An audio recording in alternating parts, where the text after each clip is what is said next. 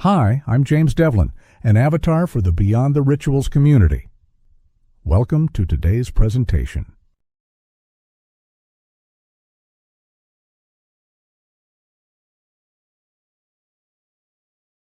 Comfort over knowledge, a slow descent into collapse. In the architecture of human behavior, need is the foundational force. It is as elemental to our existence as oxygen is to life. Yet just as oxygen does not explain what one does with their life, need alone does not explain how one lives.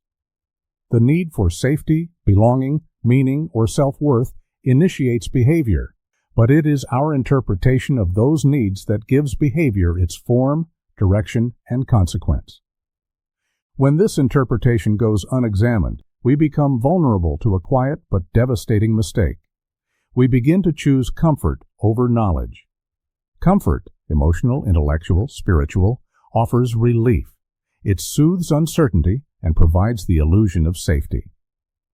Belief systems, cultural narratives, and familiar routines wrap our needs in digestible answers. But these answers are not always rooted in truth. In fact, they often exist to shield us from it. To pursue knowledge is to expose oneself to discomfort. Real knowledge does not flatter. It disrupts.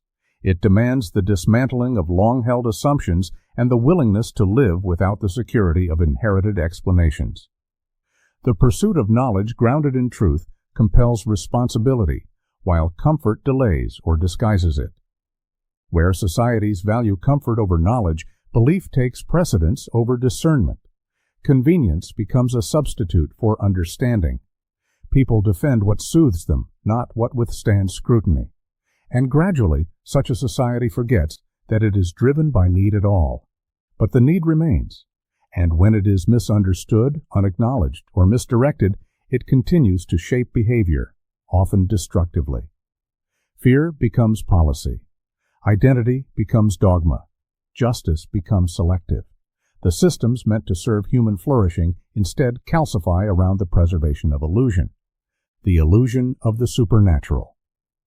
Among the most persistent and powerful illusions is the belief in the supernatural. Defined simply, the supernatural refers to anything believed to exist outside or beyond the observable, verifiable laws that govern our shared reality. Deities that intervene in human affairs, realms beyond death, divine punishments or blessings, and miracles that violate physical law. These are not features of reality, but products of belief. If something occurs, it belongs to the natural world. If it cannot be tested, verified, or shared, it does not belong to the reality we share.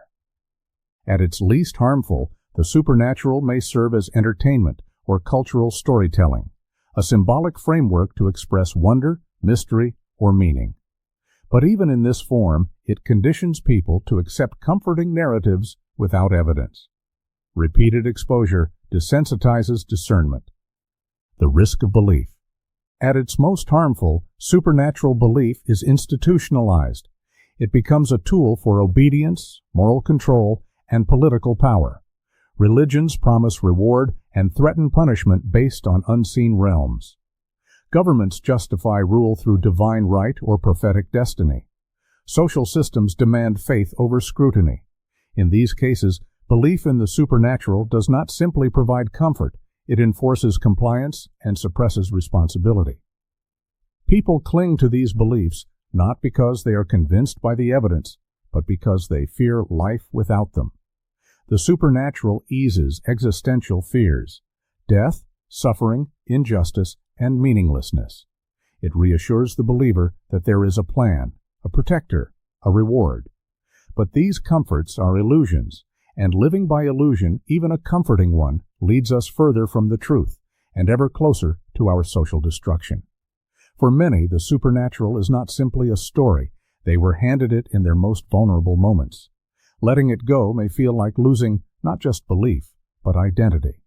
Still, truth remains, waiting to be lived, not inherited.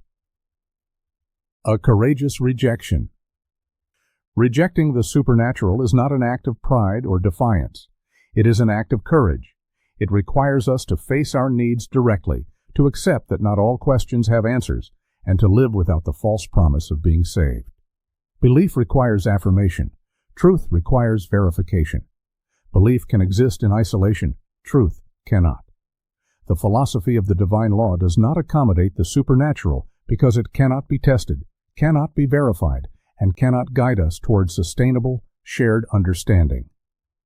It offers no refuge in fantasy. It calls us instead to accept the world as it is and to act responsibly within it. To align with the truth is to test what is real, to act with clarity, and to question even what we most want to believe, beginning with ourselves. To choose comfort over knowledge is not neutral. It is not passive. It is a decision to turn away from truth. And while such a decision may offer temporary ease, it ensures long-term suffering, both individually and collectively. This descent is already visible in fractured discourse, ecological ruin, and systems built on denial rather than discernment. The survival of humankind does not rest on faith, hope, or familiarity. It rests on our willingness to confront our needs honestly, to interpret them through the lens of truth, and to act responsibly, even when doing so costs us the comfort we've grown accustomed to. Because in the end, it is not need itself that destroys us. It is a refusal to acknowledge and understand its role in shaping our lives. Be well.